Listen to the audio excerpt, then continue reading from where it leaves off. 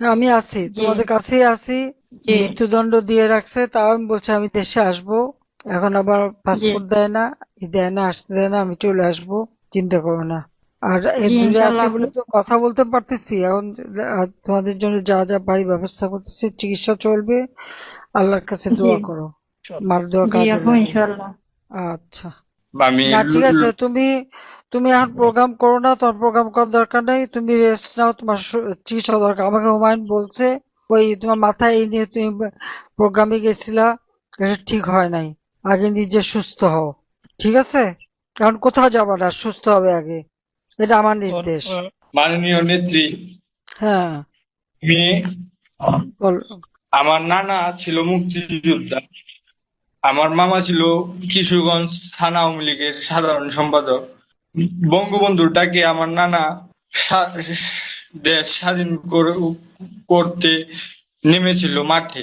আমরা ইনশাল্লাহ আপনার ডাকে জামাত শিবির বি- বিতাড়িত করে আপনাকে দেশে ফিরিয়ে আনবো ইনশাল্লাহ। ইনশাল্লাহ, তো আমি ফিরে আসবো, চিন্তা করো না। আমার ও, আম্মু তুমি এত কষ্ট করে আর কথা বলার চেষ্টা করো না।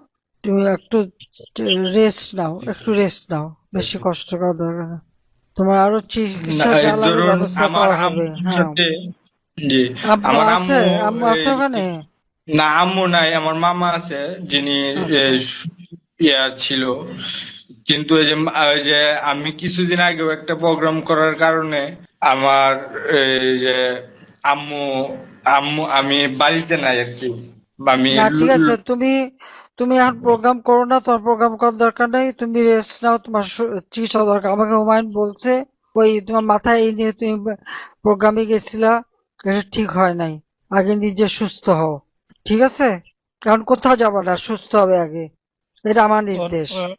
অন্তরের মাননীয় মাননীয় নেত্রী নেত্রী, অন্তরের আম্মা নুরুন নাহার কলি উনি চাইছিলেন কথা বলতে, কিন্তু অন্তর এখন ওই নিরাপত্তার কারণেই বাড়ি ছাড়া, যার কারণে মাঠ থেকে দূরে এই জন্য কথা বলতে পারেনি। ওর আম্মা নূর নাহার কলি তিনি আপনাকে সালাম দিয়েছেন।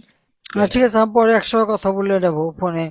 আম্মুকে আহ, বলছে যে আম্মু আব্বু আমার ভাই সবাইকে ধরে নিয়ে যাব। এই কারণে আমি বাড়ি ছাড়া আছি বর্তমানে। না তবে ভালো করছো, যতদিন তুমি আছি আমি তুমি জয় ভালো বাংলা থাকো। বলবো। তুমি না, তুমি কোনো জয় বাংলা স্লোগান দেবে না, তুমি কিচ্ছু করবে না, তুমি আগে সুস্থ হবা। একদম সুস্থ হয়ে তারপর নামবা, তার আগে নামবে না, ঠিক আছে? ধন- আমার জন্য মাননীয় ধন্যবাদ নেত্রী মাননীয় নেত্রী। দোয়া করবেন।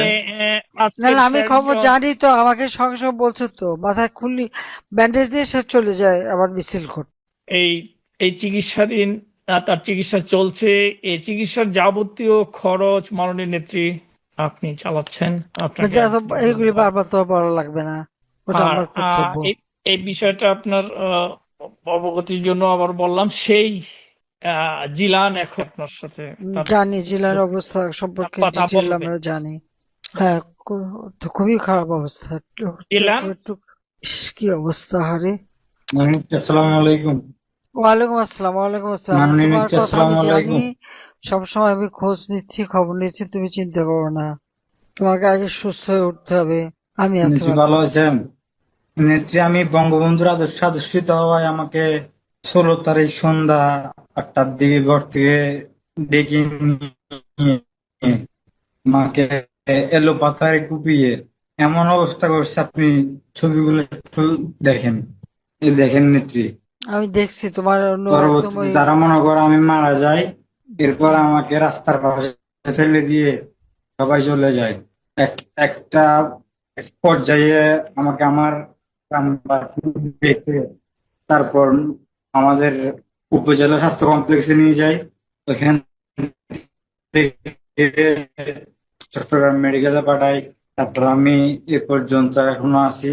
নেত্রী, আমার জন্য দোয়া করবেন, আমি যাতে তাড়াতাড়ি সুস্থ হতে পারি।